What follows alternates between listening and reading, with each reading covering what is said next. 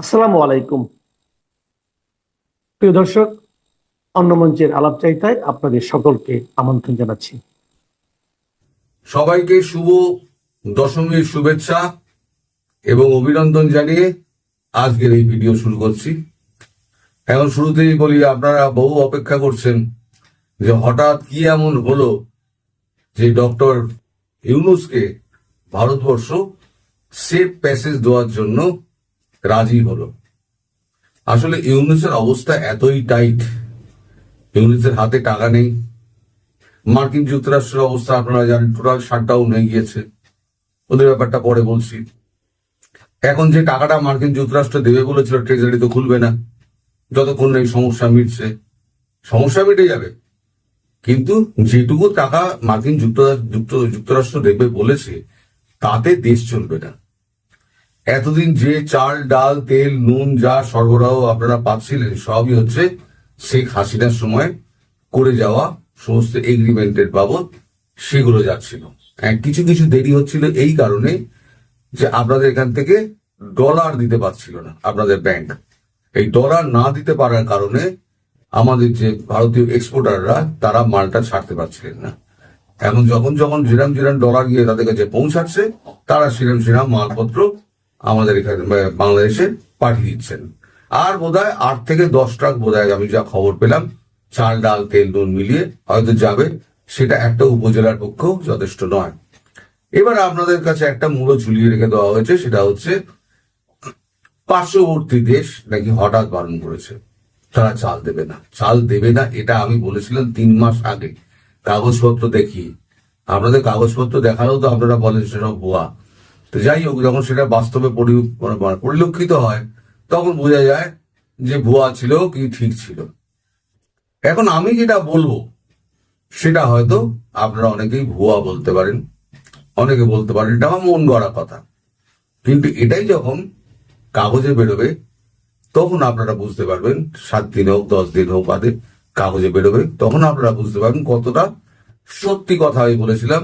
এবং ইউনূসের হালচাল কিন্তু দেখে আপনারা বুঝতে পারবেন যে ইউনূস কিন্তু আস্তে আস্তে সেই পথেই এগোচ্ছে। আজকে থেকে বোঝা যাবে যে তিনি ভারতের কথা শুনে কাজ করছেন কিনা। এখন ভারতের সঙ্গে যে কথাবার্তা যেটা হয়েছে সেটা হচ্ছে পরাগ জৈনের, আমাদের যে নতুন ডিরেক্টর রবি সিনহার জায়গায় এসেছেন পরাগ জৈন। সেই পরাগ জৈন নিউ ইয়র্কে গেছিলেন, কারণ এর আগে যত দৌত্য করেছিলেন সব কিন্তু খলিলুর রহমান করেছিলেন। এবং তিনি বারবার একটাই কথা বলছিলেন যে ডক্টর ইউনূসকে সেফ প্যাসেজ দিতে হবে। ভারত বলেছিল সেফ প্যাসেজ আমরা দেব না। তাহলে হঠাৎ কি ঘটলো যে ভারত সেফ প্যাসেজ দিতে রাজি হলো। এখন দেখুন চারদিকে ডামাডোল চলছে। जो पट्टा गले में पहना दिया था वो पट्टा तो खोल गया। আমেরিকা বলেছে এবার পাট্টা খুলে দিলাম, তুমি তোমার মতো ঘুরে বেড়াও, কারণ আমেরিকার এখানে আর কোনো স্বার্থ নেই। ওইখানে যেখানে ওই আপনার আরাকান করিডোর হ্যান ত্যান এই সমস্ত ছিল সব মিথ্যে কথা। আসল হচ্ছে রেয়ার আর্থ মিনারেল খোঁজার ব্যাপার ছিল। দেখেছি রেয়ার আর্থ মিনারেল নেই, তাহলে বাংলাদেশে আমাদের কোনো স্বার্থ নেই। তাছাড়া এই যে যুদ্ধ লাগছে, এই যুদ্ধ লাগার আগে আমার সৈনিকদের আমার দেশে ফিরিয়ে নিয়ে যেতে হবে। তাহলে কি হলো, আমও গেল শালাও গেল। ভারতবর্ষের সঙ্গে শত্রুতাও নিলেন, আবার আমেরিকাও তাকে লাদ মারলো। এখন উনি যাবেন কোথায়? আপনারা বলতে পারেন দেশের মানুষগুলো কি হবে। এই যারা তার সঙ্গে ছিল তিনি কাউকে চেনেন না, তিনি নিজেকে চেনেন। আজ পর্যন্ত যা কিছু উনি করেছেন সবকিছু কিন্তু নিজের জন্য করেছেন, দেশের জন্য, দেশের জনগণের জন্য বা অন্যান্য নেতার জন্য কিছু করেনি। তোমরা যে যা পেরেছো লুটপাট করে খাও, তাতে আমার আপত্তি নেই, আমার মালটা আমায় দিয়ে দাও। উনি কমিশন বেসিসে কাজ করেছিলেন, মানে যা ছাড়ার উনি ছেড়ে ফাঁক করে দিয়েছেন। এখন ব্যাপার হলো ডক্টর ইউনূস এখন প্যাচে পড়ে গেছেন। প্যাচে এইটা যে না আছে টাকা, না আছে খাবার, না আছে ডিজেল, কেউ দেবারও নেই, সবার সঙ্গে শত্রুতা। তাহলে পরে উনি যাবেন কোথায়? উনি আমেরিকায় গেছিলেন, গিয়ে উনি আমেরিকার সিআইএ এবং আমেরিকার সরকারের সঙ্গে নানান রকম কথাবার্তা বলেছেন। কথাবার্তা বলে যদি একবার ট্রাম্পের সঙ্গে দেখা করা যায় সেই সুবিধাও উনি চেয়েছিলেন, কিন্তু ট্রাম্প দেখেছে এই মুহূর্তে, যদি এটা আমি আগেও বলেছিলাম, ট্রাম্প দেখেছে এই মুহূর্তে যদি আমি ডক্টর ইউনূসের সঙ্গে দেখা করি তাহলে ব্যাপারটা আরো বিগড়ে যাবে, ভারতের সঙ্গে যে অবস্থা হয়ে রয়েছে আরো বিগড়ে যাবে। আর ট্রাম্প অত বোকা নয়, যতটা আমরা পাগলা আর বোকা মনে করি ততটা ট্রাম্প বোকা নয়। ট্রাম্প কিন্তু যথেষ্ট বুদ্ধিমান। তিনি বলেছেন যে আমি ওই দেখা টাকা করবো না, ওই মূর্তি আছে ওখানে গিয়ে ছবি টবি তুলে নি। বিভিন্ন রাষ্ট্রের ছোটখাটো রাষ্ট্রনেতা যারা আছে সব ওখানে গিয়ে ছবি তুলেছে, আর যারা বড় বড় রাষ্ট্রনেতা আছে তারা ওনার সঙ্গে গিয়ে হ্যান্ডশেক ফ্যান্ডশেক করে ওনার সঙ্গে আলাদা আলাদা করে ছবি তুলেছে।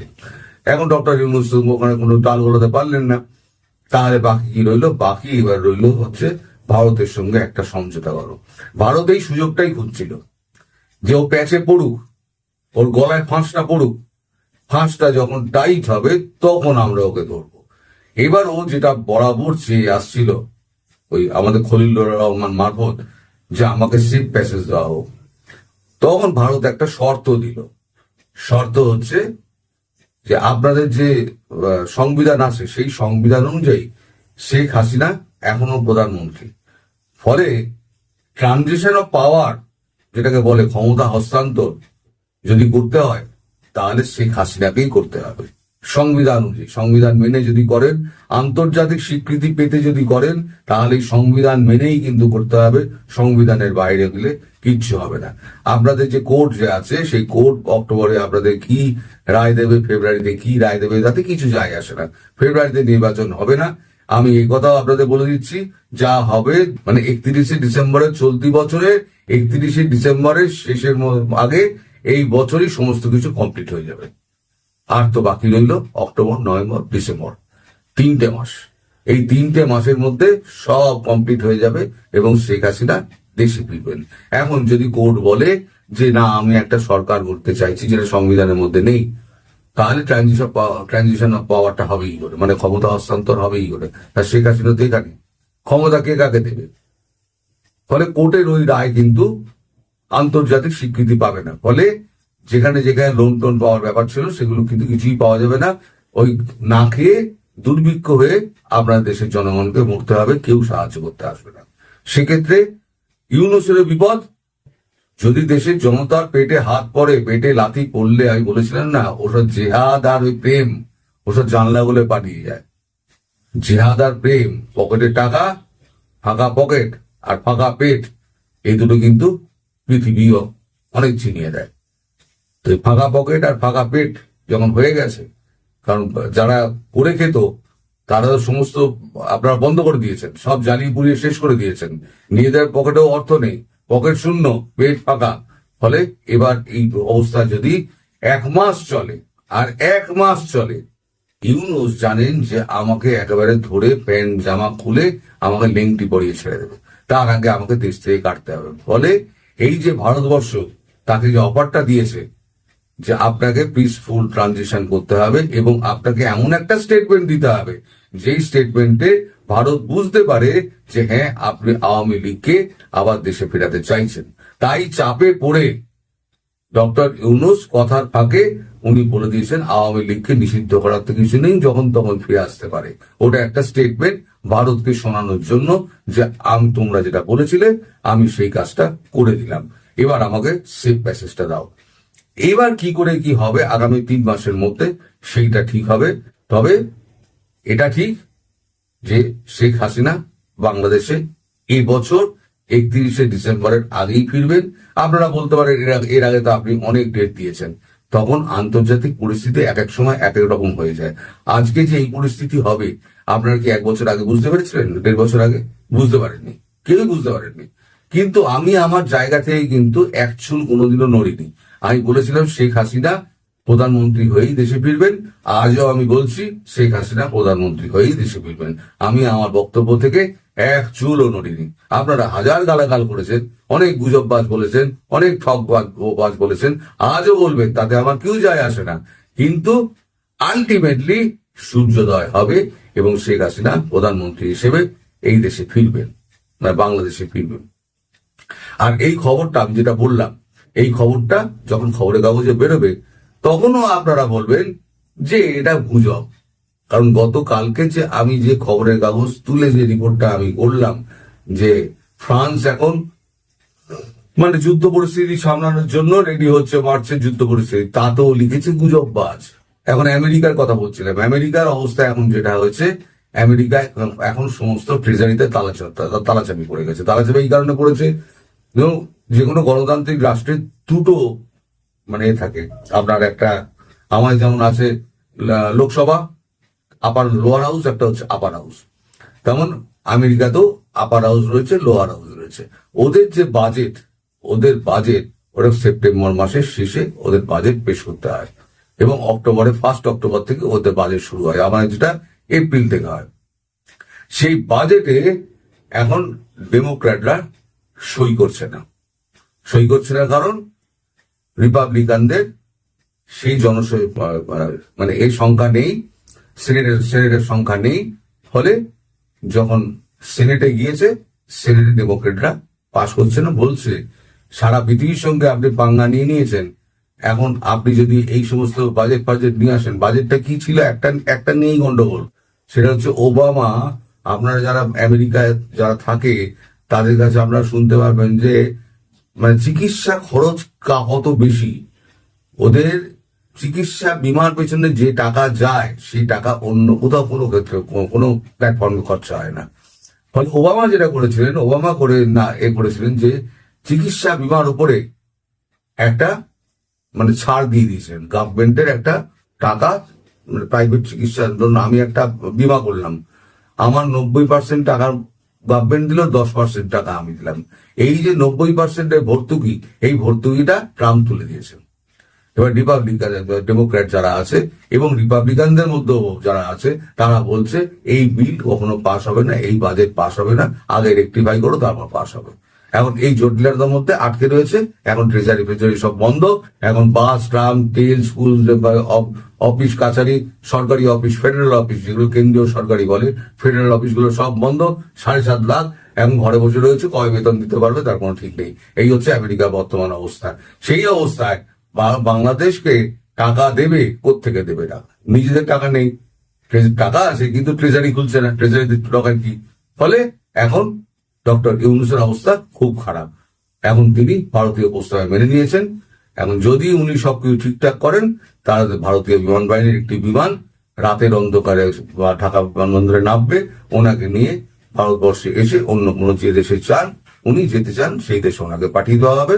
উনি বলেছিলেন যে আমি ভারতবর্ষে থাকতে চাই, ভারতবর্ষ বলেছে, আমাদের পরাগ জৈন বলেছে ভারতবর্ষে থাকার আপনার কোনো প্রশ্নই নেই, কোনো সুযোগই নেই। আর আপনি কি ইস্তিমুড়ে জায়গা কিনেছেন, ইস্তিমুড়ে আপনি চলে যান। তাহলে এই অবধি হয়ে রয়েছে। আগামী দিনগুলোতে কি অবস্থা হয় সেদিকে নজর রাখবেন।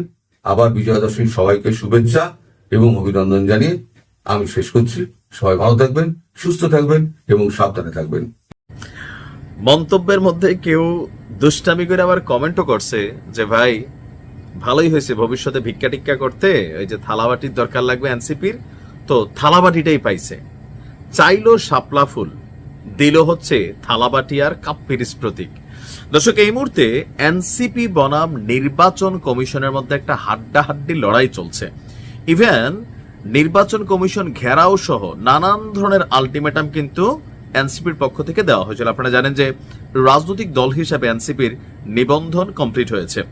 তো নিবন্ধনের পর দলটির মার্কা হবে কি?